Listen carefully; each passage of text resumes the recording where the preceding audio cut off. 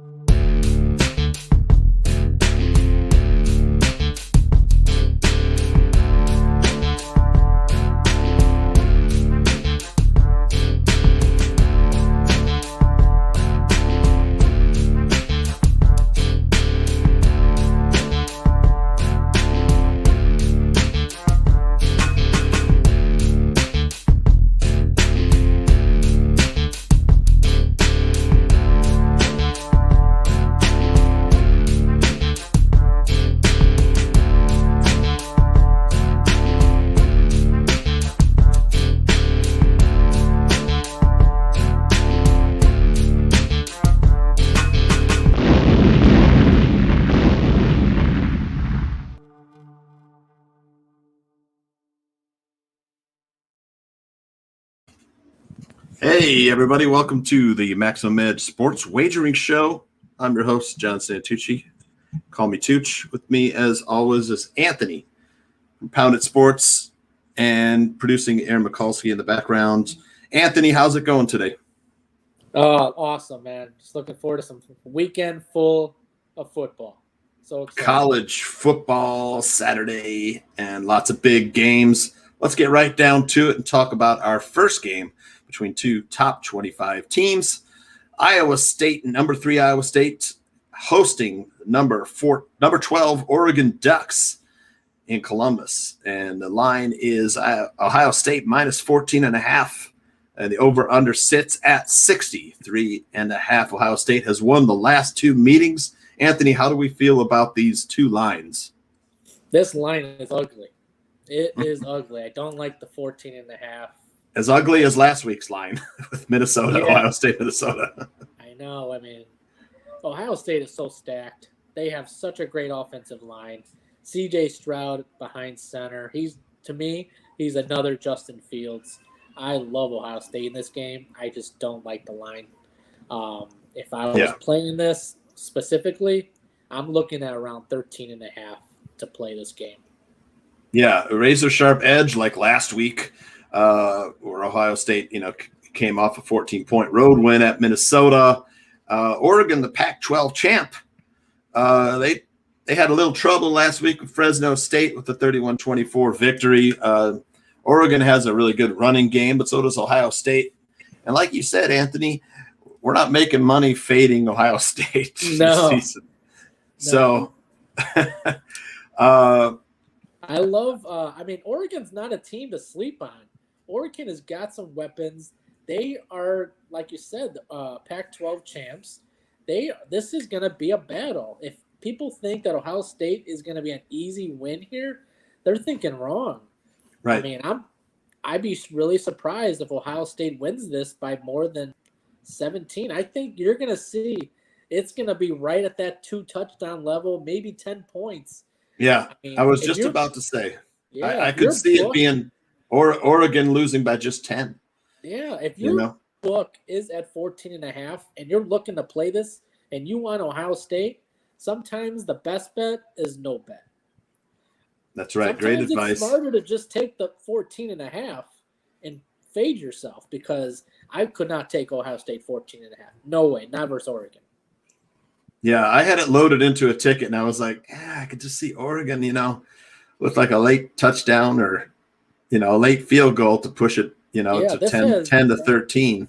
Yeah, this has backdoor cover. If it's a 2-touchdown game, this has backdoor cover written all over it. My lean at this specific number, I'm taking Oregon. If my book is at 14.5, and you can't be biased when you're placing your wagers. You got to go by the line and all that. But Yeah. if I'm looking to play this game right now, I'm on Oregon plus 14.5. So here's the thing. I hear you. If Oregon's fully healthy, they do have one key injury in their top defensive player. I'm talking about defensive end Kayvon Thibodeau, who has a sprained ankle. Without him, it's a little different team because he can really rush the passer. He's a great athlete, plays the run well too on that defensive line for Oregon. They have not announced whether he is going to play or not. If he is going to play, I don't think he's at 100%. That's just one thing to keep in mind. But for me, this game's a stay away. Yeah, 100%. I'm not touching this game. But if I was, I'd be on Oregon plus 14.5. Whether that guy plays or not, Ohio State is still going to put some points on the board. He's not going to make a huge difference in this game. He's going to put more pressure on the quarterback, but it's not going to be a game changer, in my opinion. This is a game you're watching for the star power, with Ohio State. This is the game. If you're going out to lunch and you're going to just eat lunch or have a drink, this game's going to be on TV. Oh, you're going to want to place a wager on it. So don't. Our lean, I don't know. My lean is Oregon plus 14.5. But there's so many better games to bet on at this time frame that there's no reason to bet it. All right. Good advice. It's the best games, the best bets you make are sometimes the bets you don't make. That's correct. So the next game, moving on here, we have got Rutgers visiting Syracuse, and Rutgers a 2.5-point favor with an over-under line sitting at 51 right now. Syracuse, the home dog, Anthony. I know you love a home dog, but what's your feeling on this game? I'm not sold on Syracuse, and I'm not sold on the at all. Rutgers. So our free play last week was the Rutgers over and Temple plus 15. Right. Rutgers. We split. So Rutgers destroyed Temple 61-14. Destroyed them. Yes, we cannot compare Temple to Syracuse, but Syracuse, they won 29-9 over Ohio. That's not a quality win either. A MAC team. Yeah, in fact, their quarterback, who just came back off injury from last season, went 11-17, 92 yards. That's it. This offense is a run-first offense. Oh, yeah. And who's the coach for Rutgers, Tooch? Greg Schiano, former Schiano. NFL defensive coordinator. And you just said the key word, defensive coordinator. So you better be damn well prepared for this game. And Greg Schiano is all for it. I love Rutgers in this game. I think they're going to stop the run and everything. I love it too. Let me tell you, I'm leaning under on this one. I'll tell you why. Because both these teams run the ball. Syracuse ran the ball 44 times last week, piled up 283 yards and 3 touchdowns. And Rutgers ran the ball 51 times last week for 220 yards and 6 touchdowns. So, with all that running, you got to figure, maybe in defense, ball control. I'm leaning under now. The under total's gone under in 4 of Rutgers' last 5 games against Syracuse, and I'm leaning under in this. They're both decent against the spread versus each other. So, to me, the best bet is the under. But if I were playing a side, I would take Rutgers. I think they're the stronger team. I like the final score. My prediction is 27-20. That's my prediction. There you go. Rutgers. That hits the under and covers. I like it. And I'll tell you, the next game we're going to talk about, Aaron and I are both in the state where this game is played, and it's a big deal. I'm talking about Iowa versus Iowa State, and yesterday at work for me, man, it was all what's everyone doing for the game tomorrow? This is a huge rivalry. The Cy-Hawk Trophy is at stake.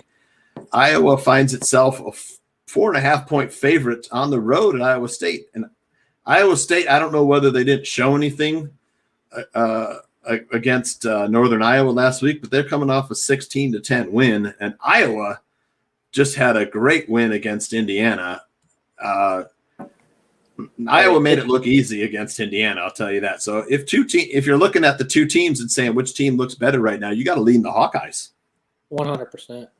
100%. Iowa State in the last 20 years have won 7 times. 6 of the last 7 meetings ended within 5 points, and 5 out of the last 7 meetings 3 points or less. I know the line's at 4.5. It keeps going from 4.5 to 4, back to 4.5. Back to 4.5. Yep. I was able to lock it in at +5, and I feel very confident at +5. I do too. And I like the under in this game too, because Iowa State has got an excellent defense. On paper, you look at Iowa State and you say, hey, they've got Brock Purdy at quarterback, and he's probably a future NFL quarterback. You got Breece Hall at running back. He's probably a future NFL running back. And Iowa State or Iowa on the other side of the ball, you look over there and say they've got some tight ends, some good defensive secondary players. But that defensive secondary is really good. They had 2 pick sixes last week. Do you think those 2 pick sixes, don't show a true reflection of Iowa, or is it just that Indiana maybe isn't as good as we thought? So I know we were talking about this off air, and I have a feeling Indiana was just a fluke last year. I'm sure they're a pretty decent team, but to be 7-0 against the spread last year against their conference, because they only played conference games, I think that was a fluke. And I think Iowa is a lot better than we all think. Iowa was at home last week, but they didn't just beat Indiana. And whether that Indiana was a fluke last year or not, they destroyed Indiana. They embarrassed Indiana. Yeah, so it wasn't close. I think Iowa wins this outright, and I think they open some eyes. It's like, okay. Maybe we have to rethink Iowa. And I think that's getting them as a dog today. I think this might be the last time, especially if they win today, for the rest of the year, they'll be a dog until they face Ohio State. I'll tell you, both these teams find themselves in the top 10 of the AP 25. Iowa sits at number 10. Iowa State at number 9. Not sure that's really the right spot for Iowa State. I think Iowa might be the better team overall, and of course, probably the Big Ten, the better conference. How do you feel about the over-under in this game? If I was a betting man and touching basically a lot of games, because I'm very disciplined on how many games I'm doing today, I would lean toward the under. I would too, and the trends also support the unders. Unders 5-1 the last 6 games for Iowa versus the Big 12. The under 5-1 last 6 games for Iowa State, and the under 5-1 the last 6 games between these two teams. Yeah, it's going to be this game, if you like close, low-scoring games, this is the perfect game for you. But if you're not a fan of each, it's probably going to be a boring game. But for you two, you're going to love this game. I'm loving it. I'm ready for it. I'm going to be watching it. I'll probably make some barbecue. Aaron is probably going to be watching this game. He'll probably be cooking something up too. All right, so next game we're going to talk about another Big Ten team hosting a Pac-12 team. So we got Michigan at home in Ann Arbor versus the Huskies of Washington. And I see the line. I know it says -7, +7. I saw it this morning at -6.5 with the over-under sitting at 48. Washington is coming off a home loss. They couldn't have started their season worse, Anthony. 13-7, they lost to Montana. Yeah, it was an embarrassment.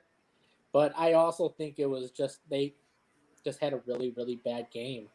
That is definitely not a Washington team that's a bad example of who they are. And that's where the line is by Michigan -7. I'm not sold on Michigan -7 at all. I think that's way too many points versus a very good Washington team. This is all inflated because of where it's at. Washington lost last week. This is a sucker bet. Michigan -7 is just a plain sucker bet, in my opinion. I'm not betting the game, but I would lean Washington +7, and I think it's a dogfight back and forth game.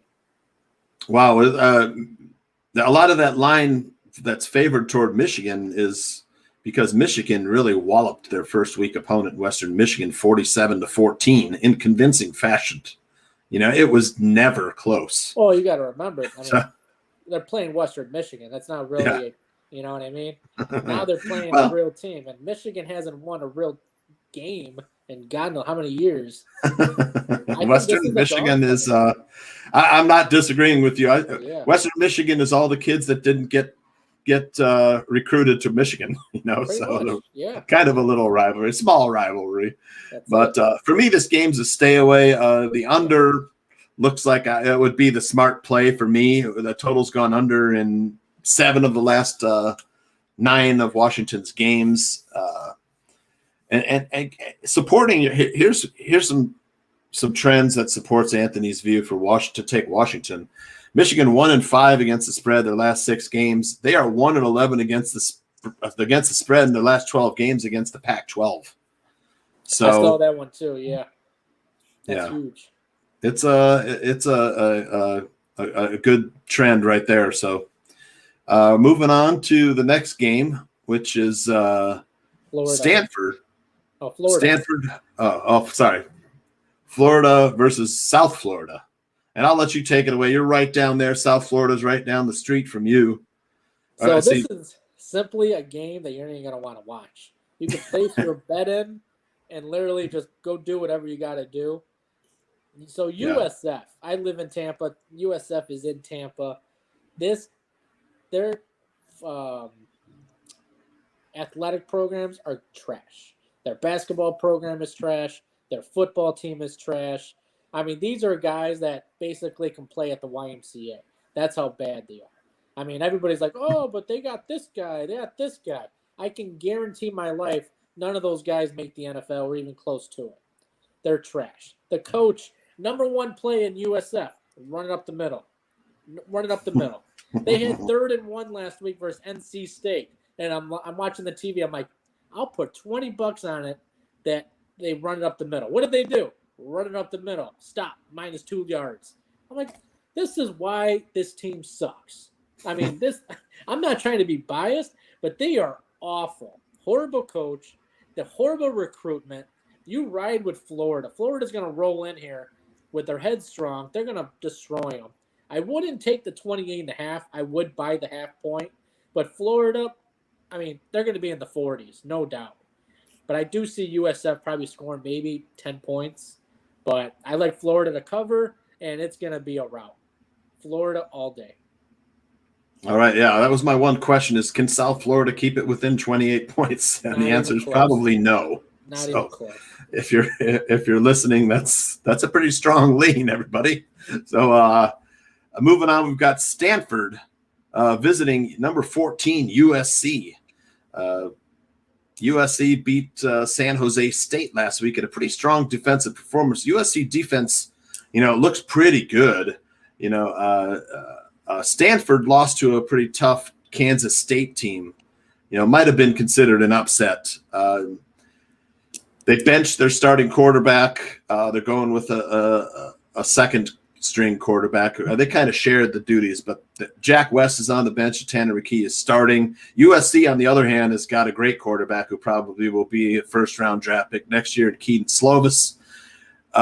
They had a 36-24 win over San Jose State, and they also did not have their top defensive player, safety Isaiah Polamalu, not Polamalu, like Troy Polamalu, another great safety. But he's back from the Trojans. He was out with COVID, or a COVID protocol. Now, there's been some interesting line movement. It opened at 50.5 for the total. It's now 53.5. So some steam coming in on the over. Yeah. These two teams. Sorry. Putting together the free play post.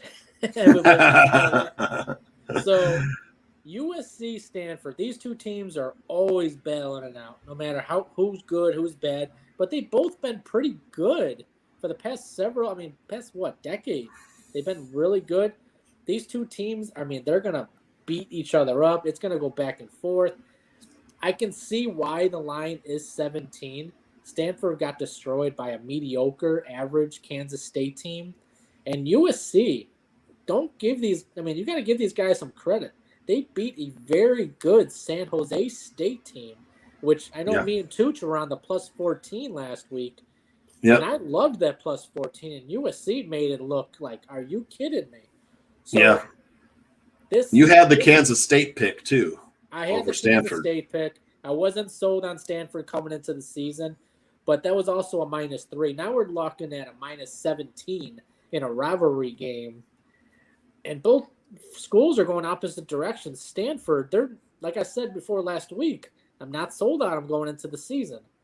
And USC, like I said, they beat a very good San Jose State team. Yeah. So I think this number is going to be around second half, around 17 to 21 points. I think the odds makers has this number right on point. It's going to come down to, does Stanford do a backdoor cover at the end of the game? If I'm not touching it personally, but my lean, I would take USC -17 and just continue. I think, that's just what I would do. That's my lean, -17. I would too. I like the quarterback on USC. Yeah. He's a game changer, and I like the USC defense. Now, like you said, this is a rivalry. So is it a 17-point, one team 17 points better than the other? I don't know. It's the second week of the college football season. It comes down to turnovers. Yeah. I think that's the biggest thing in this game. If Stanford can avoid turning the ball over and get a couple, 1 or 2 turnovers from USC, this is going to be in Stanford's wheelhouse. But if USC just does what they did, exactly what they did last week, they're going to cover this spread, no doubt. Yeah, as far as the total, the total's gone over in Stanford's last 6 games on the road at USC. And the total has gone over 5 of 7 of the last 7 games, 5 of the last 7 games between these two teams. That's why we're seeing the steam on the over. But 53.5, man, you wanted to get it at 50.5, it'd feel really good. 53.5, I don't feel great about. I just don't know if Stanford.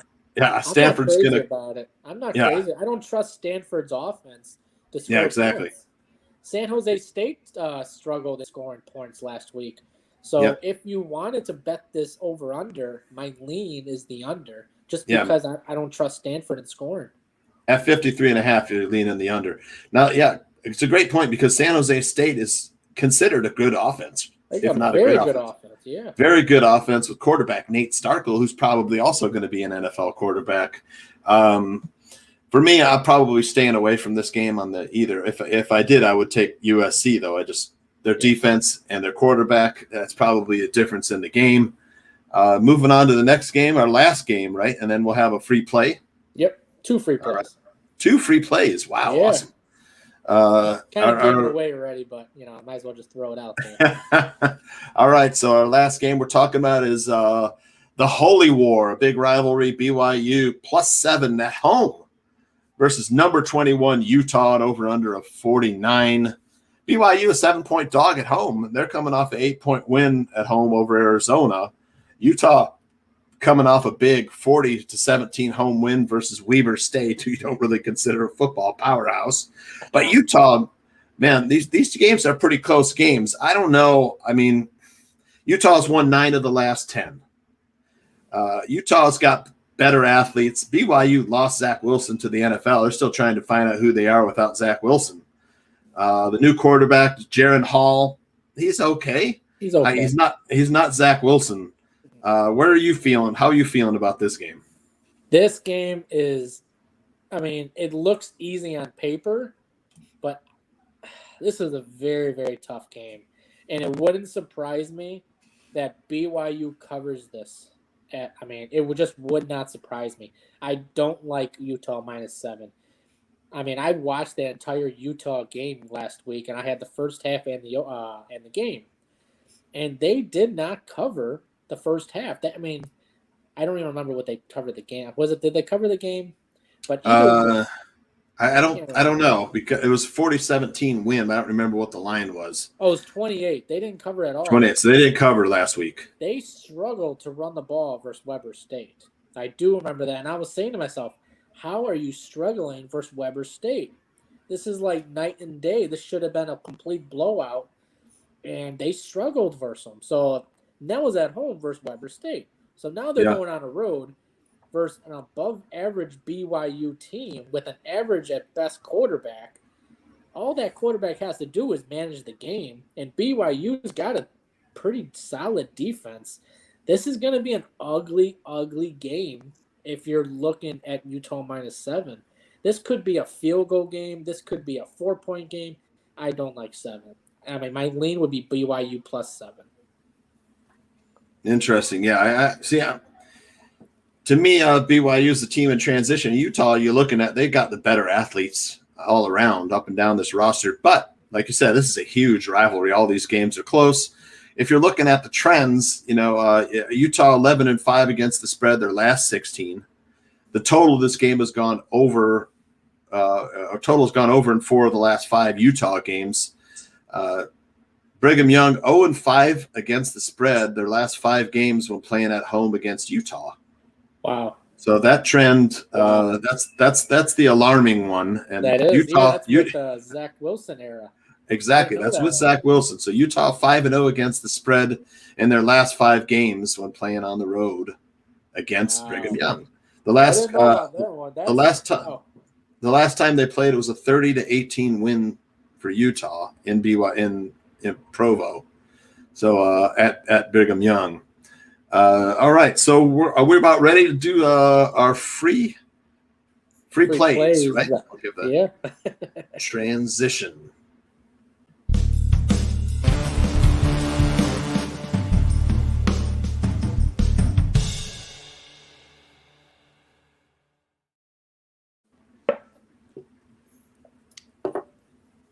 All right. We got 2 free plays. Nice. I like both those plays too. The first free play is going to be Iowa +5 and Florida -28. Yeah, Florida. Our 2 strongest leans today. My strongest lean, our free play, was Florida, and I know you love your Iowa +5. So it's a free play from both of us. We feel is the strongest. But if you're looking to make some money, get our full cards. I know I got a 10-unit bomb teaser. I got 9 total plays, 3 in the early games, 3 in the afternoon, 3 in the evening. It's let's see here. There it is. There it is. You get today's and tomorrow's all football plays and any baseball plays I throw in there, which probably won't be today. But $29.99. That's it. Cheap. $30 for the whole weekend. You can't go wrong. I got a 10-unit bomb today, 20-unit bomb tomorrow, and a huge promo tomorrow. I've been running this for the past 2 weeks. If the 20-unit bomb loses, you get the rest of the year free. That's how confident I am in that 20-unit bomb. What a great deal. Great deal if you're out there listening. PoundItSports.com. That's it. All right. And then yours. I've got one running today. $20 NFL Week 1, all my plays, including Monday night, and all my college plays too. So if you sign up early enough, before the college football games, you'll get the college games. If not, you just get the NFL games. So you can find me on Twitter at John Santucci VIP and get all my plays. All right. Thank you both. Thank Aaron for producing, and we'll see you tomorrow morning. Yep, sounds good. All right. Second string, and I'm the team captain. He's the preview, and I'm the main attraction. Unstoppable, unconquerable, on top of the world, accomplishing the impossible. Unstoppable, unconquerable, on top of the world, accomplishing the impossible. Invincible hustle, mighty desire to conspire, to transpire, to be higher.